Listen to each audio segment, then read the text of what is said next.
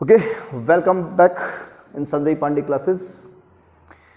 तो आज हम लोग थर्मल प्रॉपर्टीज ऑफ मैटर का लेक्चर नंबर 4 पढ़ने जा रहे हैं। और इसके पहले हमने आप लोग को बता दिया है थर्मल कंडक्शन क्या होता है, कन्वेक्शन प्रोसेस क्या होता है और रेडिएशन क्या होता है ना। ये सब आप सीख चुके हो। रेडिएशन मतलब हीट का ट्रांसफ़र करने का एक प्रोसेस होता है। अब बात करेंगे आज ब्लैक बॉडी की। तो मतलब इसमें हम जो भी पढ़ेंगे, अब यहाँ से जो भी पढ़ने जा रहे हैं वो ब्लैक बॉडी से रिलेटेड है। किससे? Black body. पहले ब्लैक बॉडी जान लेते हैं, फिर एक थर्मल रेडिएशन का प्रोसेस सीखेंगे। किसका? थर्मल रेडिएशन का। ठीक है, तो हेडिंग लगा दीजिए ब्लैक बॉडी। इससे हम लोग परफेक्टली ब्लैक बॉडी भी कह सकते हैं। ठीक है ना, कुछ लोग परफेक्टली बोलते हैं तो भी सही है, अपना अपना बोलने का अंदाज होता है ना। परफेक्टली ब्लैक बॉडी कहिए या ब्लैक बॉडी कहिए। अच्छा, ये ब्लैक बॉडी कैसी होती है? इस बोर्ड के जैसा नहीं। ब्लैक बॉडी वो बॉडी है जो अपने सरफेस पर पड़ने वाले सभी रेडिएशन को, सभी रेडिएशन का मतलब जितनी भी वेवलेंथ की लाइट रेडिएशन आ रही है वो सबके सब एब्जॉर्ब कर ले या उन सबको री रेडिएट कर सके, है ना। देखो, जो गुड एब्जॉर्बर होता है ना वो गुड एमिटर भी होता है। मतलब वो लाइट एब्जॉर्ब अगर करता है, रेडिएशन को एब्जॉर्ब करता है तो रेडिएशन निकालता भी है। जितना बढ़िया एब्जॉर्बर होगा उतना बढ़िया एमिटर होगा। क्लियर? तो सारी रेडिएशन की मतलब सभी डिफरेंट टाइप की वेवलेंथ को रेडिएट कर सके और उसे एब्जॉर्ब कर सके, ऐसी बॉडी को हम लोग कहते हैं क्या? Black body. ठीक है, एग्जाम्पल अगर बात करें तो आपके सामने जीता जागता है सन। हमारा सन क्या है? एक ब्लैक बॉडी है। ये सभी प्रकार की रेडिएशन को निकाल रहा है और एब्जॉर्ब भी कर सकता है, तो इसे हम कहेंगे ब्लैक बॉडी। बट सन हमारे पहुंच से बहुत दूर है, बहुत दूर है, तो हम ब्लैक बॉडी किसे मानेंगे? आप जो लैंप होता है, लैंप देखा आपने, जलता है ना। जब उसके अंदर अगर दीपक जलता है मतलब उससे रेडिएशंस निकलते हैं, तो जो ग्लास होता है वो कालिक पड़ जाती है हमारी, है ना। कालिक क्यों पड़ती है? वो सभी रेडिएशंस को क्या करता है? एब्जॉर्ब कर लेता है। तो बन गई ब्लैक बॉडी ना। तो ब्लैक बॉडी वो बनती नहीं है, बनाई जाती है। तो हमारे यहाँ पे जो सन है वो नेचुरल ब्लैक बॉडी है, नेचुरल। और वैसे जनरली बॉडी हम लोग क्या करते हैं? बना लेते हैं। ठीक है ना, जो हीट को एब्जॉर्ब कर सके। क्लियर है? तो इसका डेफिनेशन क्या बताएंगे आप? A body absorb, a body absorb और रेडिएट, और रेडिएट। लिखा? और radiate of whole radiation, of whole radiation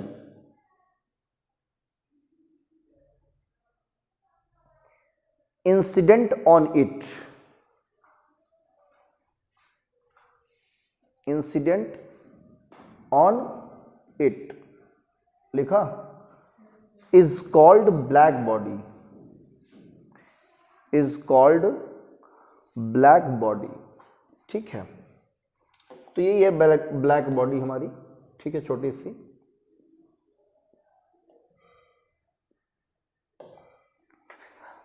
अब बात करते हैं थर्मल रेडिएशन।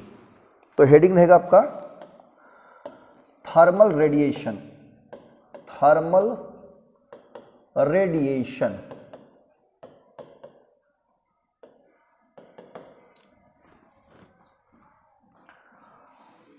ये रेडिएशन और जो इसके पहले हमने रेडिएशन पढ़ा है, दोनों में डिफरेंस है थोड़ा सा।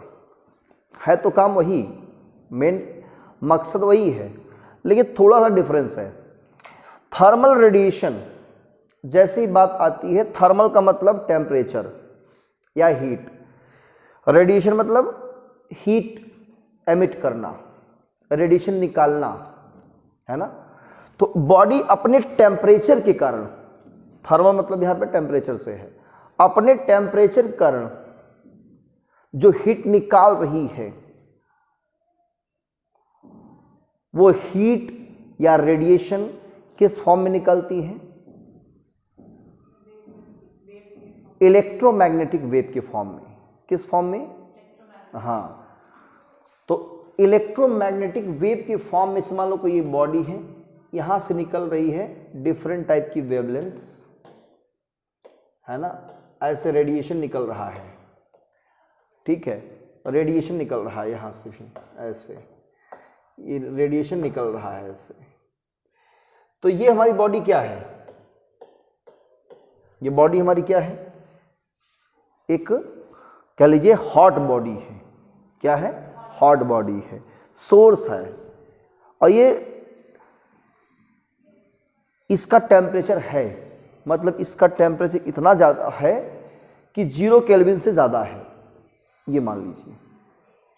तो जितनी भी बॉडी का जो टेम्परेचर है वो 0 केल्विन से ज़्यादा हो, किससे ज़्यादा हो?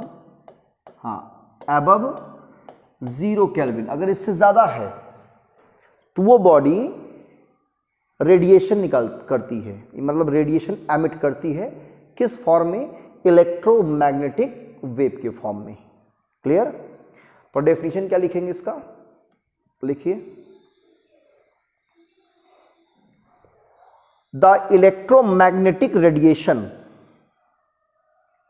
The electromagnetic radiation emitted by a body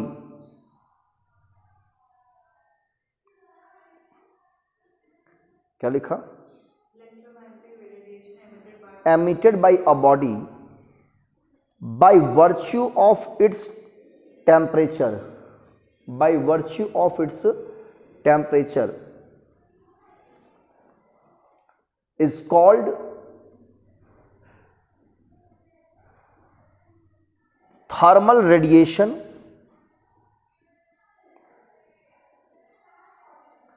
thermal radiation और रेडिएंट एनर्जी, रेडिएंट एनर्जी। लिख लिया? Clear? Full stop. Now change the paragraph.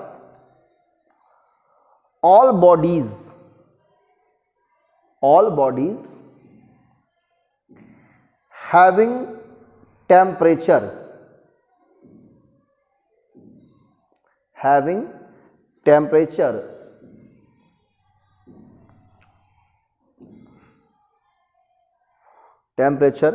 above 0 Kelvin, above 0 Kelvin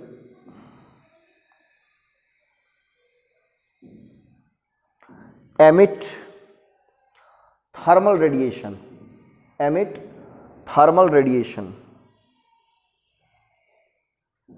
लिख लिया बेटा? Thermal radiation.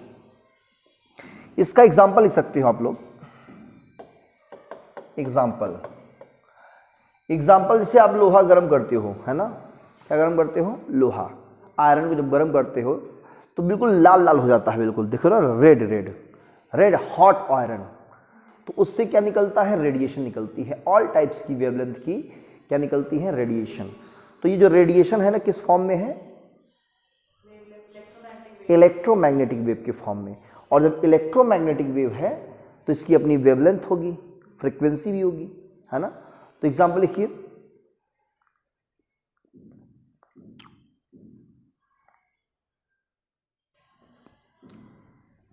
the radiation emitted by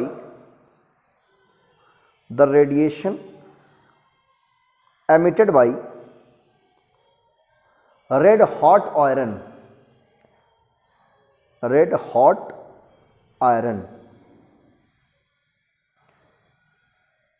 लिख लिया, is thermal radiation,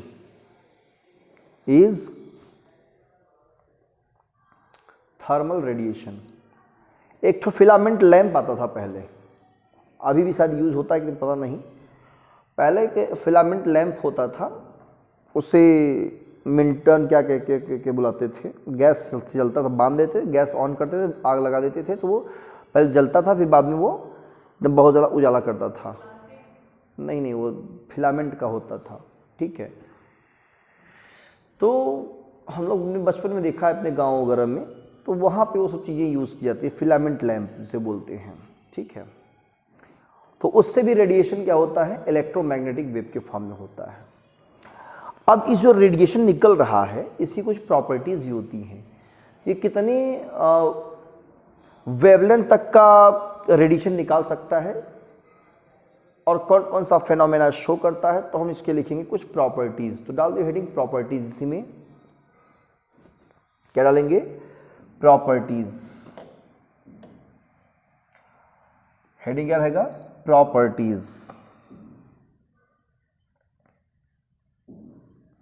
तो properties में फर्स्ट नंबर डालिए और इसके बारे में लिखना शुरू करिए। फर्स्ट नंबर लिखिए, these are electromagnetic waves, these are electromagnetic waves, लिख लिया। Having wavelength range, having wavelength range 1 micrometer to 100 micrometer, ठीक है ना, 100 माइक्रोमीटर, और इसे हम लोग कहते हैं इंफ्रारेड वेव्स, इंफ्रारेड वेव्स। ठीक है, क्या कहते हैं इन्हें, इंफ्रारेड वेव्स। ठीक है, तो पहली प्रॉपर्टी हो गई। सेकंड नंबर लिखिए,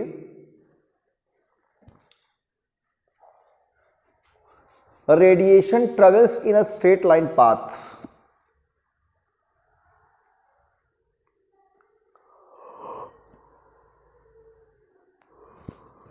radiation travels in a straight line path.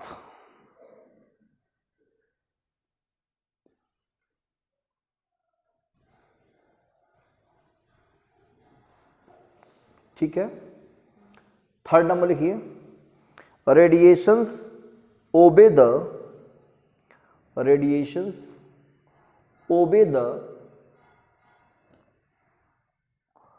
Laws of reflection and refraction, laws of reflection and refraction.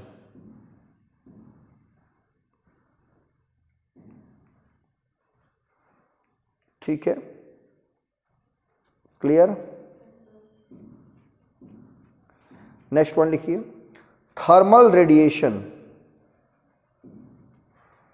Produces heat, thermal radiation produces heat when they are absorbed by a body, when they are absorbed by a body।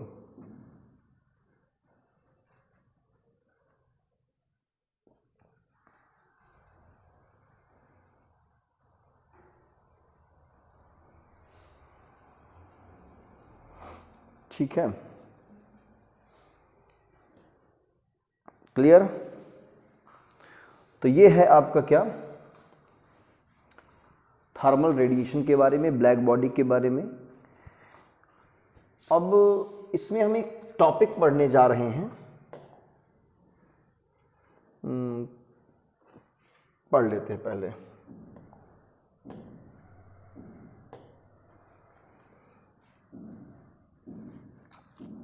Heading रहेगी हमारी Newton's law of cooling, Newton's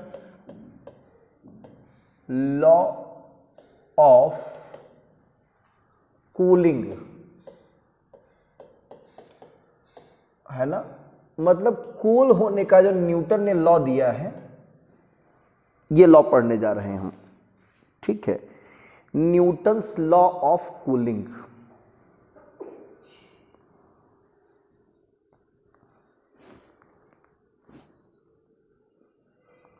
ठीक है, Newton's law of cooling. अब ये पढ़ेंगे और इसके बाद दो लॉ और हमारे पास है, एक स्टीफन्स लॉ और एक है वीन्स डिस्प्लेसमेंट लॉ। ये दो लॉ पढ़ेंगे और ये चैप्टर आपका द एंड हो जाएगा। तो पहले हम ये अब जो ये तीनों लॉ पढ़ने जा रहे हैं बहुत इंपॉर्टेंट है, ठीक है। न्यूटन्स लॉ ऑफ कूलिंग अगर समझना है तो हम बेसिकली ऐसे समझ सकते हैं। मान लो यहाँ टेबल पे एक कप चाय रखी हुई है, ठीक है, एक रूम में एक कप चाय रखी है और ठंडी का महीना है। किसका महीना है? ठंडी का, विंटर का वेकेशन है। और चाय आप देखेंगे नहीं, देखते देखते 2 मिनट के अंदर बहुत जल्दी ठंडी हो जाएगी, है कि नहीं? ठंडी होने का मतलब है कि कूलिंग हुआ, और कूलिंग का मतलब हीट का लॉस। उससे हीट कहाँ चली जाएगी? जो हमारे सराउंडिंग में है। सराउंडिंग में क्या है? वॉल है ना, एयर है, बहुत सारी चीज़ें, कप है जिसमें रखा है, वो सब सराउंडिंग है। Everything outside the system is surrounding. तो यहाँ पर चाय क्या हमारा एक सिस्टम है। चाय क्या है? सिस्टम। दीवार, ये रूम क्या है? सब सराउंडिंग है। तो बहुत जल्दी जो है ठंडा हो जाती है। ऐसा क्यों? क्योंकि होता है हीट का ट्रांसफर। क्या होता है? हीट का ट्रांसफर। क्यों? क्योंकि चाय एक सिस्टम है और सराउंडिंग बाहर ठंडी हवा है। तो सिस्टम और सराउंडिंग के बीच में क्या है? टेम्परेचर डिफरेंस है। और ये टेम्परेचर डिफरेंस बहुत ज़्यादा है, थोड़ा बहुत तो नहीं है ना, बहुत ज़्यादा है। अगर ये गर्मी का दिन हो, बढ़िया कड़क धूप हो, गर्मी बढ़िया सी हो, मतलब हॉट डे कह लीजिए, यूँ कह सकते कि जेठ का महीना हो, है ना, बैसाख जेठ का महीना, उसमें गर्मी बहुत ज़्यादा होती है। उस समय क्या चाय इतनी जल्दी ठंडी होगी? टाइम लगेगा। यस, मतलब जब चाय को अब रखेंगे वहाँ पे रूम में, तो रूम ऑलरेडी हीटेड है, गर्म है। तो जो रूम हमारा सराउंडिंग है और जो हमारा ये है क्या? चाय। ये क्या है? एक सिस्टम है। और इस सिस्टम, ठीक है, और सराउंडिंग के बीच में टेम्परेचर में डिफरेंस ज़्यादा नहीं है। तो हीट का लॉस तो होगा, लेकिन धीरे धीरे होगा, बहुत धीरे धीरे, है ना। उस कंडीशन में जो रेट है लॉस होने का, वो डायरेक्टली प्रोपोर्शनल होगा किसके? टेम्परेचर डिफरेंस के। मतलब थोड़ा सा टेम्परेचर डिफरेंस है तो थोड़ा सा हीट लॉस करेगा, और डिफरेंस थोड़ा सा है, थोड़ा सा और हीट लॉस कर जाएगा, थोड़ा और डिफरेंस आया और लॉस कर गया, है कि नहीं। उस कंडीशन में क्या होगा? डायरेक्टली प्रोपोर्शनल होगा the rate of loss of heat. तो क्लियर है? तो न्यूटन का ही है, the rate of loss of heat. क्या लिखेंगे? The rate of loss of heat from a system, from a system, एक सिस्टम से, is directly proportional to, directly, ये कब होगा? कंडीशन है directly proportional, proportional to the temperature difference, temperature difference between system and surrounding, system and surrounding, ठीक है ना। यही है हमारा लॉ। ये तब है if temperature difference is very small, temperature difference is very small. ये तभी वैलिड होगा जब टेम्परेचर डिफरेंस क्या हो बेटा? वेरी स्मॉल हो। क्लियर ना? टेम्परेचर डिफरेंस क्या हो? वेरी स्मॉल हो। क्लियर? तभी ये लॉ वैलिड है। ठीक। अब इसको मैथमेटिकली हम रिप्रेजेंट करें तो रेट लॉस ऑफ हीट मतलब minus D Q by D T, ठीक है। रेट है ये, डी टी क्या है, रेट है, डी क्यू मतलब लॉस है हीट का, नेगेटिव साइन यहाँ पे शो करता है कि लॉस हो रहा है ना। ये डायरेक्टली प्रोपोर्शनल होता है, बॉडी का टेम्परेचर हम टी मान लेते हैं ज़्यादा है, सराउंडिंग का T not, T minus T not, बोलो क्लियर। इसे ही हम इक्वल करेंगे तो एक कांस्टेंट लेंगे, D Q by D T equal to K T minus T not. Equation number बना देंगे फर्स्ट। तो फर्स्ट तक पहले नोट करिए, इतनी बातें नोट कर लिया। इसका ग्राफ भी देखेंगे हम लोग अभी।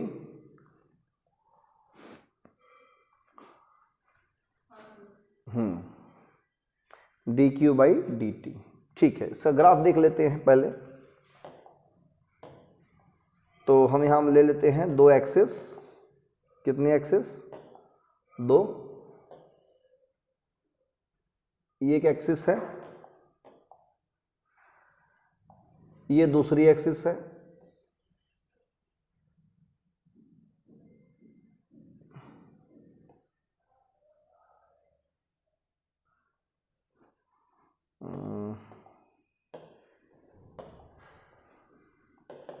ठीक है।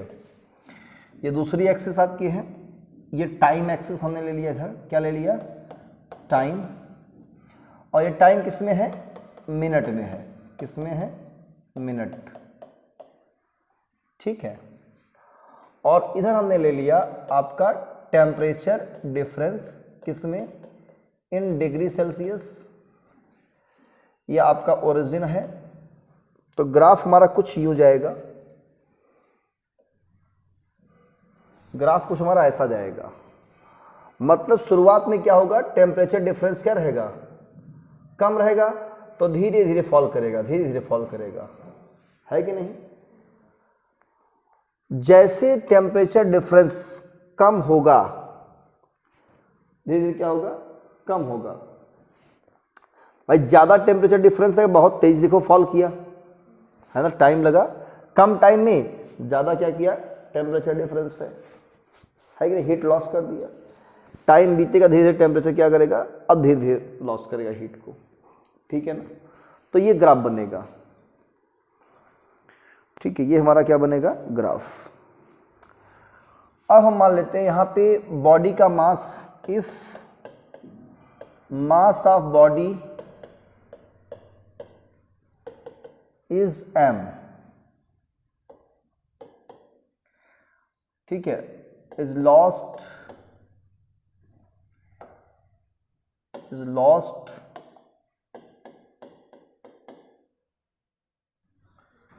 heat, then dq equal to लिखेंगे mc dt, dq मतलब mc dt। c क्या है, उसका स्पेसिफिक हीट है, मास है m, और dt टेम्परेचर में डिफरेंस है, ठीक है, टेम्परेचर में डिफरेंस। तो by equation first, minus M C D T by small D T, ये टाइम है बेटा, के टी माइनस टी नॉट। तो यहां से minus D T by D small T equal to K by M into C, T minus T not. Let कर लेते हैं हम यहाँ पे कि जो के बाई एम सी है, इसको हम के मानते हैं कांस्टेंट ओनली, होल कांस्टेंट। तो minus D T upon D T small equal to K T minus T not. Equation number बना देंगे सेकंड नंबर, जल्दी बना लीजिए इसको बेटा।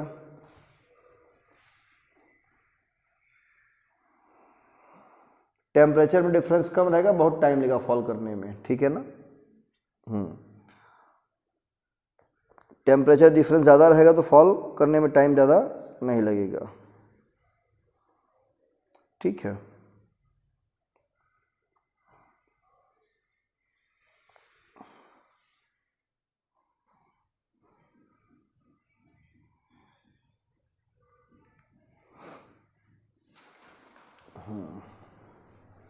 नोट कर लिया यहाँ तक, सेकंड तक।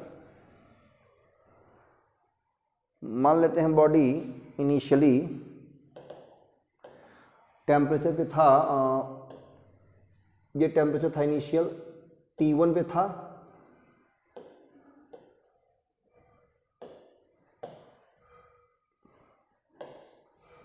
T1 से फॉल किया कहाँ तक, T2 तक फॉल किया, ठीक है ना। इनिशियल टेम्परेचर कितना था, T1 था, T1 से कितना फॉल किया, T2 तक फॉल किया, ठीक है। और टाइम कितना लगा यहाँ पे, टाइम लग गया, हमने मान लिया T टाइम, कितना टाइम, हाँ, और यहाँ पे टाइम क्या था, 0 था, ठीक है। यहाँ पे टाइम क्या था, 0, हमने 0 मान लिया, ठीक है। तो इसमें लिखना पैरा चेंज करके, if body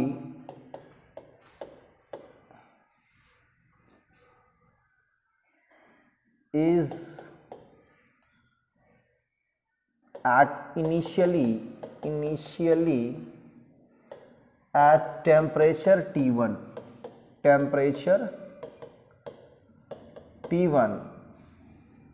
and after time T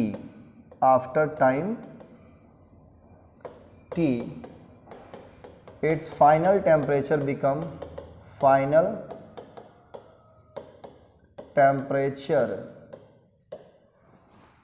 become T2, then initial temperature T1 and final temperature become T2, then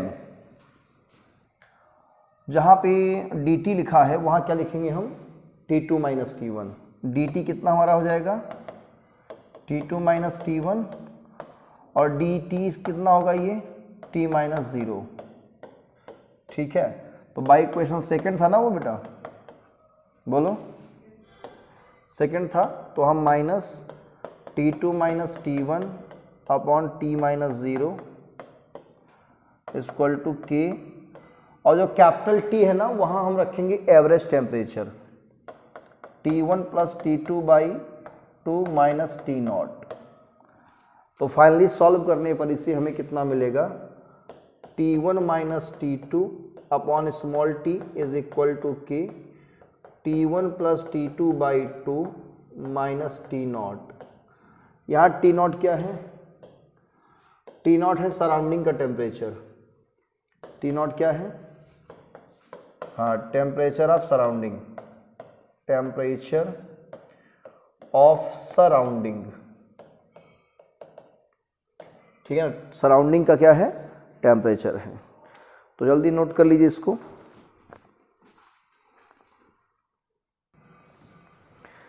चलिए अब इस पर करते हैं क्वेश्चन, बढ़िया सा क्वेश्चन। क्या होगा, मान लो मेरे पास एक बॉडी है, ये बॉडी है, ठीक है। ये बॉडी एक ऐसे सराउंडिंग में रखा गया है,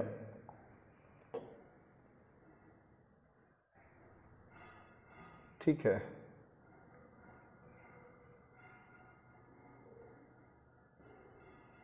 ये सराउंडिंग में रखा गया, ठीक है। इस बॉडी का टेम्परेचर 60 डिग्री सेल्सियस है, ठीक है। इसके सराउंडिंग का जो टेम्परेचर है वो है 10 डिग्री सेल्सियस। कितना, ये हमारा है 10 डिग्री सेल्सियस। ये 60 डिग्री सेल्सियस है, तो यहां से हीट क्या होगा, निकलेगा ऐसे, है ना, ऐसे हीट निकलेगा, हीट निकलेगा, हीट निकलेगा। कहाँ हीट जाएगा, आप कहोगे बेशक सराउंडिंग में जाएगा, है ना, ऐसे। तो हीट सराउंडिंग में जाएगा तो हीट क्या करेगा, ये एब्जॉर्ब करेगा, इसका हीट क्या टेम्परेचर क्या करेगा, फॉल करेगा। तो यहाँ पे जो सराउंडिंग है टी नॉट वो दिया है कितना हमारा, टी नॉट कितना दे रखा है,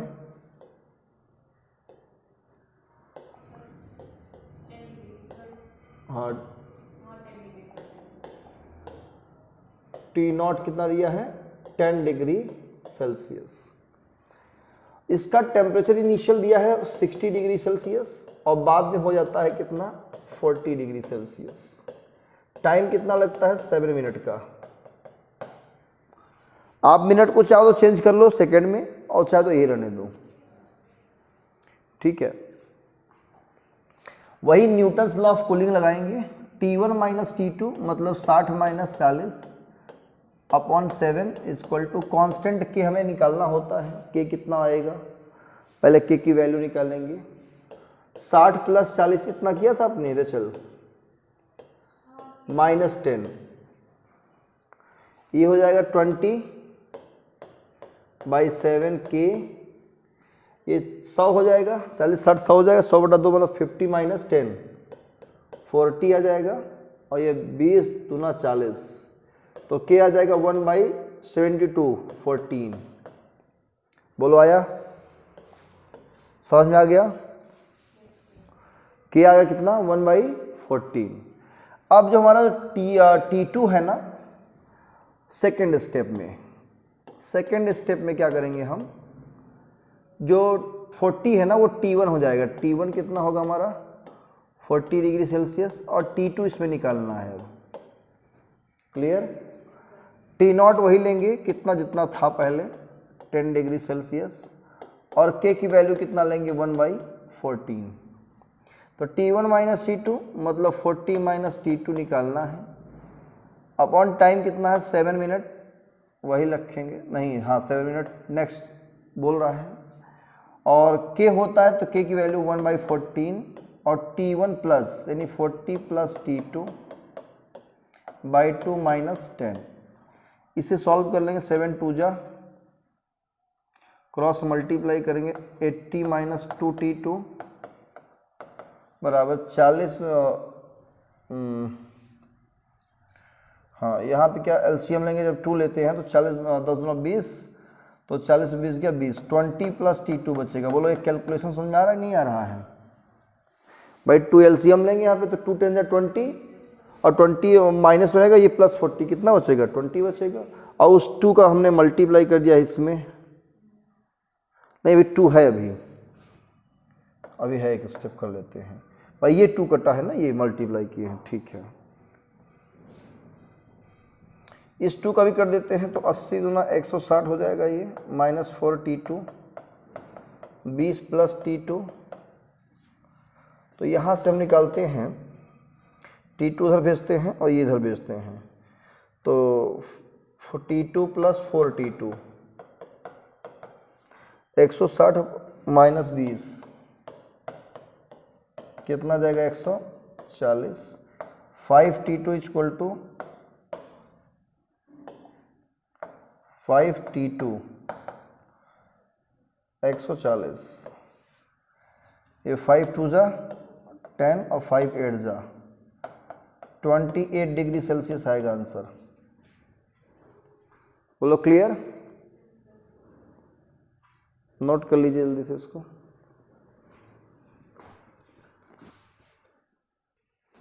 चलिए आते हैं टॉपिक पे। तो ये आपका न्यूमेरिकल हो गया। अब हम इसमें इंपॉर्टेंट लॉ पढ़ने जा रहे हैं, स्टीफन बोल्ट्जमैन लॉ। क्या पढ़ेंगे? Stefan Boltzmann law. हेडिंग रहेगा स्टीफन बोल्ट्जमैन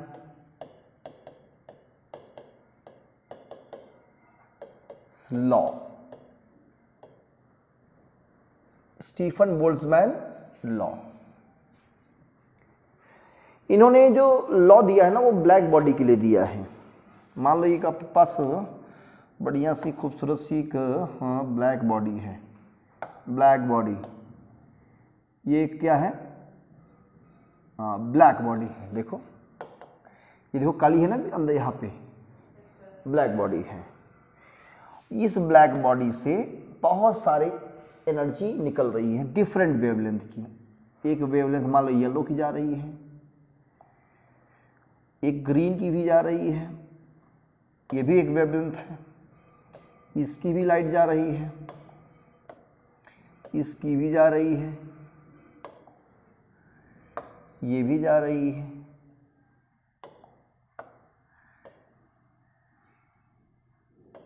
मतलब सभी प्रकार की वेवलेंथ की रेडिएशन निकल रही है इससे। तो ब्लैक बॉडी अपने यूनिट एरिया से पर यूनिट टाइम में जितनी एनर्जी निकालती है उससे हम इसका एमिसिव पावर कहते हैं ब्लैक बॉडी का, और इसे कैपिटल ई से डिनोट करते हैं। किससे? कैपिटल ई से। तो ये एनर्जी हमने मान लिया क्या है, ई। और ई जो है अगर इसका टेम्परेचर मैं कैपिटल टी मान लेता हूं, ठीक है, अब टेम्परेचर टी है तो ई एनर्जी निकल रहा है। टेम्परेचर हमने डबल कर दिया, 2 टाइम्स कर दिया, तो एनर्जी को हमने जब ऑब्जर्व किया वो 16 टाइम्स दिखाई पड़ा, है ना। बाई एक्सपेरिमेंटली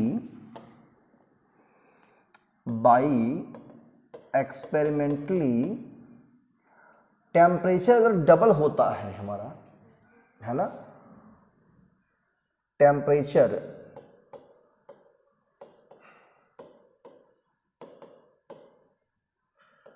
टू टाइम्स, तो एनर्जी जो हमारा होता है वो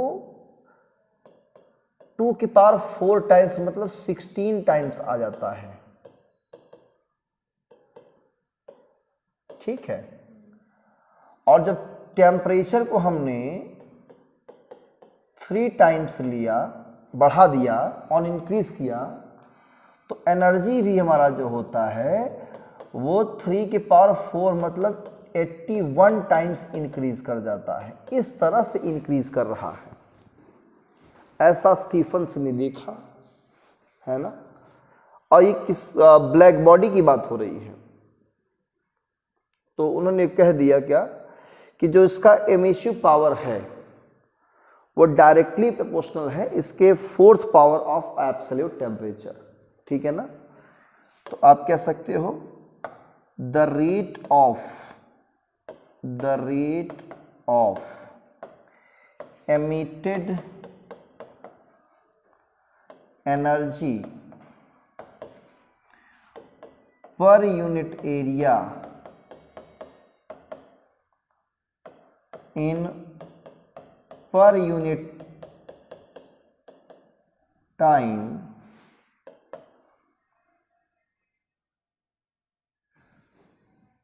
द रेट ऑफ एमिटेड, है ना, emitted energy per unit area per unit time by a black body is directly proportional to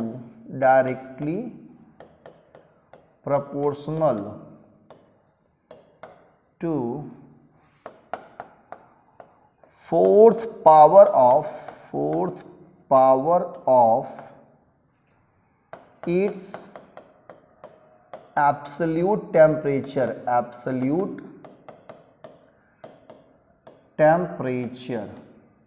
ठीक है ना।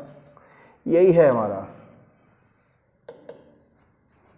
या एमिटेड एनर्जी पर यूनिट ये भी कह सकते हैं हम। द रेट अगर ना लगाएं यहाँ पे, ये ना लगाएं, सिर्फ लिखें द एमिटेड एनर्जी, तब भी हमारा सही। द एमिटेड एनर्जी या radiant energy per unit area per unit time of a black body is directly proportional to 4th power of its absolute temperature.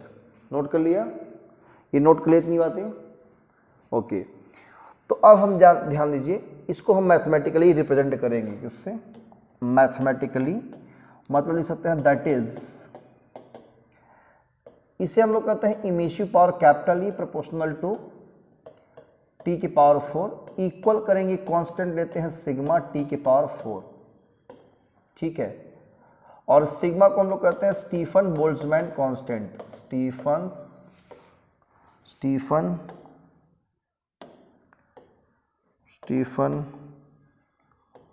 Boltzmann constant, इसकी वैल्यू होती है 5.67 into 10⁻⁸ watt per metre square kelvin power, watt per metre square kelvin power -4 या joule second inverse metre -2 kelvin की power -4, ये unit होती है इसकी। तो ये है सिग्मा, नोट कर लीजिए जल्दी से। तो E equal to sigma T की power 4, E equal to sigma T की पावर 4, यही हमारा है। ये ब्लैक बॉडी के लिए है, ये किसके लिए है? हाँ, ध्यान रखना इस बात को। फॉर अ ब्लैक बॉडी मतलब परफेक्टली ब्लैक बॉडी, ठीक है, उसकी बात की जा रही है।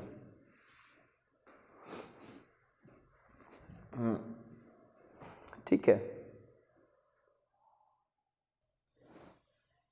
अब मान लो किसी हम ब्लैक बॉडी को इसी ऐसे सराउंडिंग में रख दे, एनक्लोज कर दे, जिसका भी अपना कुछ टेम्परेचर हो, मतलब वो भी रेडिएट कर रहा है, एमिट कर रहा है, एब्जॉर्ब कर रहा है, तो नेट एनर्जी कितनी एब्जॉर्ब करेगा वो हमको देखना है।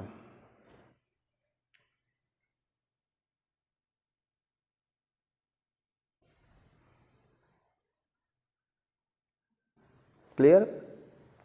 अब पैराग्राफ सेंस के लिखो। If a black body is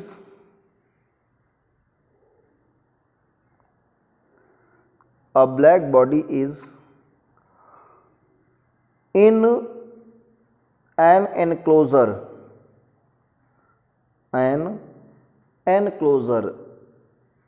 लिखा at temperature T naught,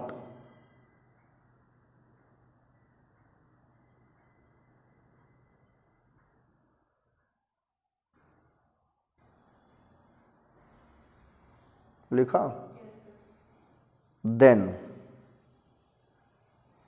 the rate at which the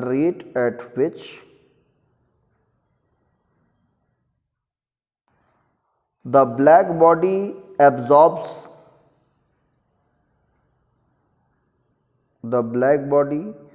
absorbs radiation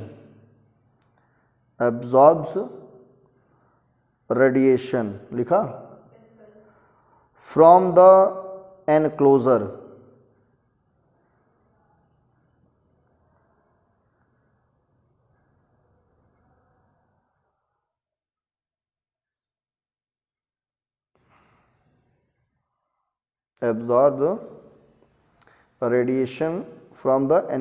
लिखा is डैश करके लिखो, ई डैश मान लेंगे हम, तो क्या हो जाएगा यहाँ पे सिग्मा टी नॉट के पावर 4 हो जाएगा। ठीक, तो इतना एब्जॉर्ब कौन कर रहा है? Black body. एमिट कौन कर रहा है इतना एनर्जी? एनक्लोजर, जिसमें बंद किया गया है उससे। तो जो हमारा ब्लैक बॉडी कितना निकाल रहा है, वो तो निकाल भी तो रहा है, इतना निकाल रहा है, इतना एब्जॉर्ब कर रहा है। तो नेट कितना वो निकाल रहा है, मतलब कि जितना निकाल नहीं रहा उससे ज़्यादा आ भी हो सकता है, आ रहा हो, तो इन दोनों का जो डिफरेंस होगा वही नेट एनर्जी एमिट करेगा। तो पैराग्राफ सेंस के लिखो, नेट एनर्जी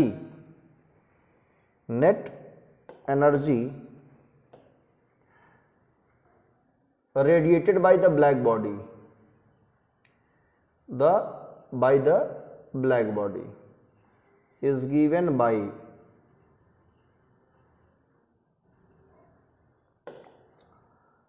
E, ये हो जाएगा यहाँ पे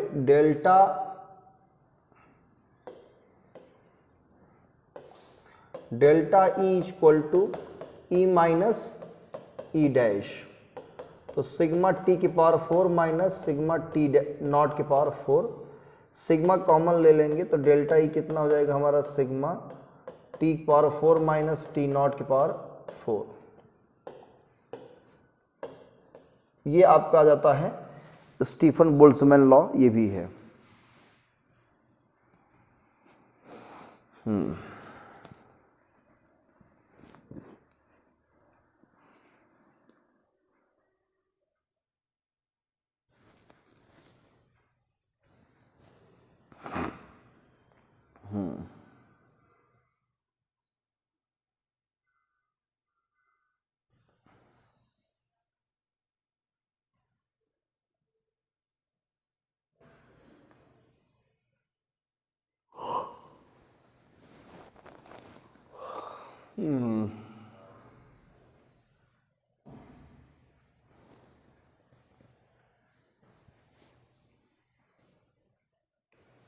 क्लियर? ये तो जो फार्मूला हमने निकाला है ये ब्लैक बॉडी के लिए है। अगर बॉडी ब्लैक बॉडी ना हो तब क्या करेंगे? तो उसके लिए एक कोएफिशिएंट दिया रहेगा। क्या दिया रहेगा? इमिशिविटी पढ़ाए थे ना एप्सिलॉन करके, इमिशिविटी, उसका मल्टीप्लाई कर देंगे। लिखिए if the body is not a perfect black body, the body is not a perfect black body has emissivity epsilon, emissivity क्या हो? Epsilon, then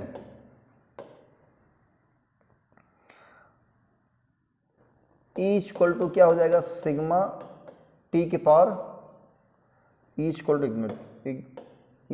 to emissivity sigma T के पावर 4 एंड डेल्टा ई हमारा हो जाएगा emissivity sigma T के power 4 minus T not के power 4। तब ये सब कॉन्सेप्ट बन जाएंगे। ठीक है ना?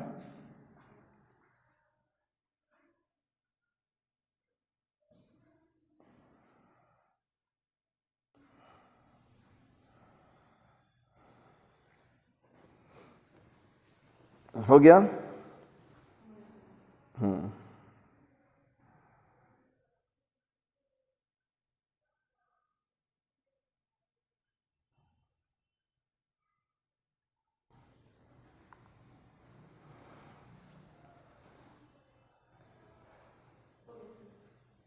हो गया? क्लियर? अब हेडिंग है वीन्स डिस्प्लेसमेंट लॉ।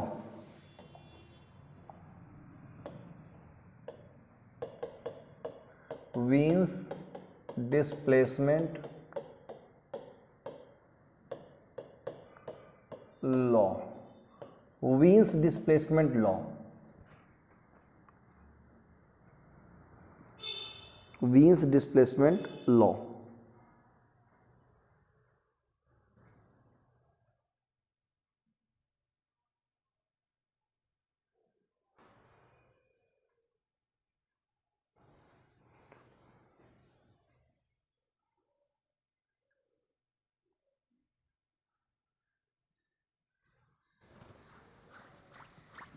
ठीक है, आपको पता है ये भी किसके लिए लॉ है? ब्लैक बॉडी के लिए लॉ है। अगर ब्लैक बॉडी से जो टोटल रेडिएशन निकल रहा है तो टोटल रेडिएशन में डिफरेंट वेवलेंथ की क्या होती हैं? रेडिएशन होती हैं। डिफरेंट वेवलेंथ की रेडिएशन होती है। तो अगर हम उस ब्लैक बॉडी का टेम्परेचर थोड़ा सा बढ़ा देते हैं, क्या करते हैं? बढ़ा देते हैं। बढ़ानी है, छोड़िए, अभी रुके रहिए। मान लो कि 10 प्रकार की वेवलेंथ की, है ना, 10 टाइप्स की जो वेवलेंथ की रेडिएशन निकल रही है ना, किसी सरफेस से, ब्लैक बॉडी के सरफेस से, तो उसमें से एक वेवलेंथ ऐसी होगी जिसका रेडिएशन का इंटेंसिटी या अमाउंट कह लीजिए ज़्यादा होगा। ठीक है ना?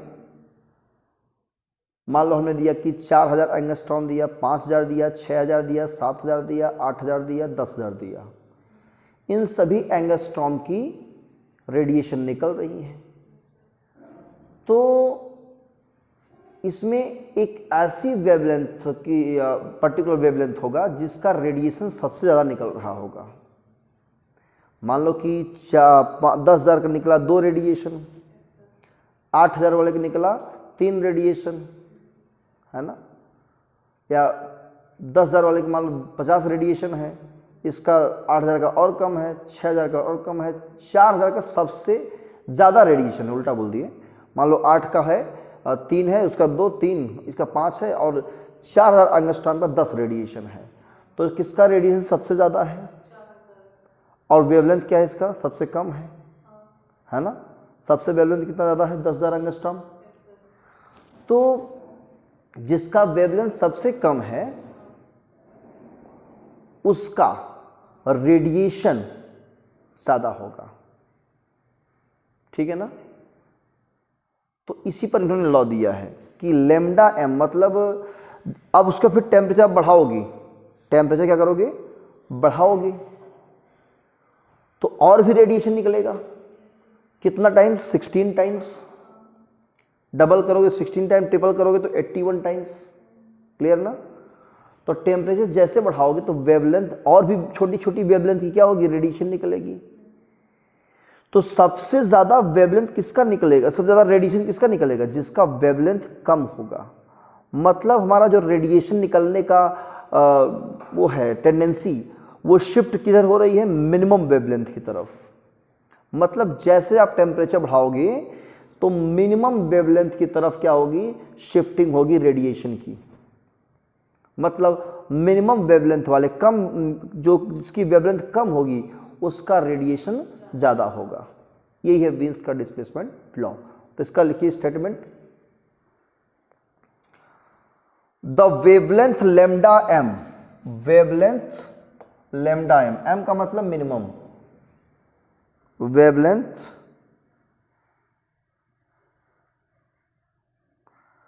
lambda m corresponding to which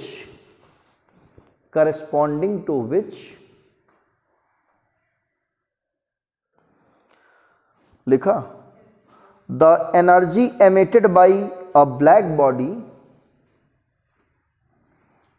the energy emitted by a black body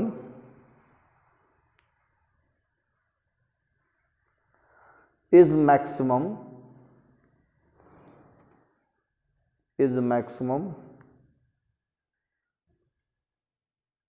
लिखा is inversely proportional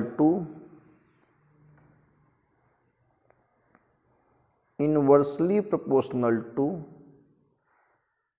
absolute temperature,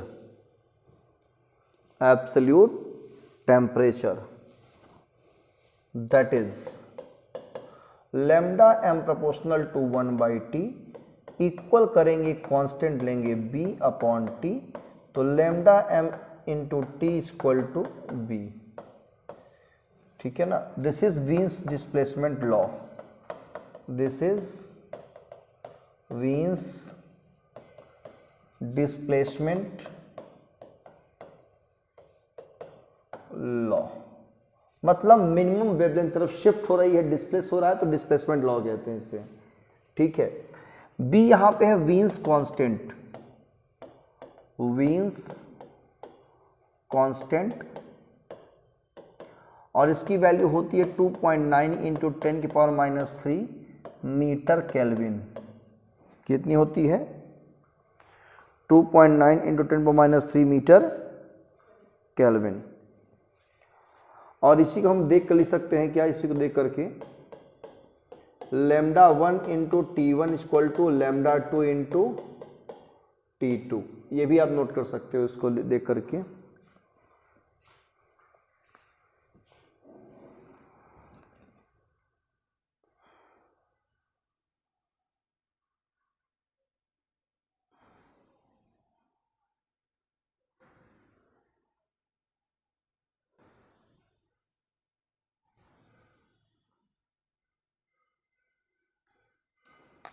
ठीक है।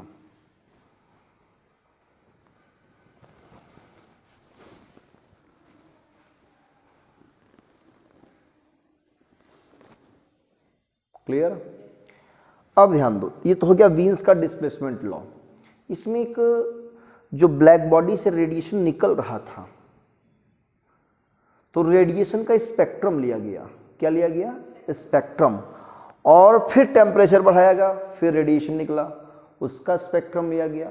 टेम्परेचर और बढ़ाया गया, रेडिएशन और निकले, उसका भी स्पेक्ट्रम लिया गया। इन सब का स्पेक्ट्रम लिया गया और देखा गया, ऑब्जर्व किया गया। तो ऑब्जर्व करने पे ग्राफ कैसा मिलता है वो हम दिखाते हैं आपको। ये मान लीजिए आपका है वेवलेंथ, इधर लेंगे हम, ठीक है, और इधर लेते हैं हम टेम्परेचर। क्या लेते हैं? इधर लिया हमने क्या? वेवलेंथ मान लेते हैं, इधर वेवलेंथ। इधर इंक्रीज करेगी ना वेवलेंथ। और यहां लेते हैं रेडिएंट एनर्जी, मतलब एनर्जी लेते हैं, कितना रेडिएशन निकल रहा है। यह है ओरिजिन। तो किसी टेम्परेचर पे देखा गया, ये किसी पर्टिकुलर टेम्परेचर T1 का ग्राफ इस तरह मिला। तो इसमें जो ये ग्राफ का पीक पॉइंट है, ये वाला पॉइंट, ये मैक्सिमम है। मतलब ये एनर्जी इतनी है, इतनी सी एनर्जी। क्लियर? यहां से ये जो हमारा बनता है पर ग्राफ, इस वेवलेंथ का, मतलब इस वेवलेंथ का, इसे हम कहते हैं लैम्डा 1। लैम्डा 1 वेवलेंथ का रेडिएशन सबसे ज्यादा है। क्लियर? टेम्परेचर हमने और बढ़ाया और हमें ग्राफ कुछ इस तरह मिला। ये T2 के लिए है।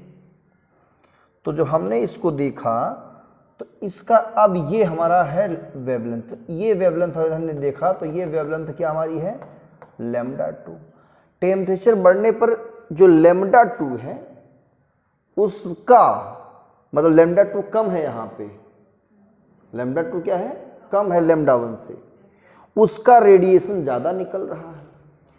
टेम्परेचर हमने और बढ़ाया, T3 किया, तो उसका ग्राफ देखने को कुछ ऐसा मिला। ये T3 टेम्परेचर का है। अब देखा गया कि इसका जो पीक है,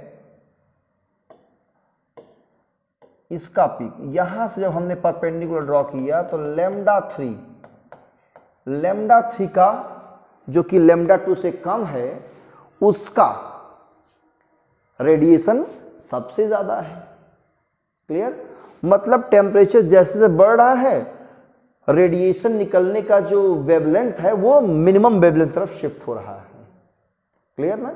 वेवलेंथ घट रहा है टेम्परेचर बढ़ने पर। क्लियर है ना? तो यहां पे है क्या?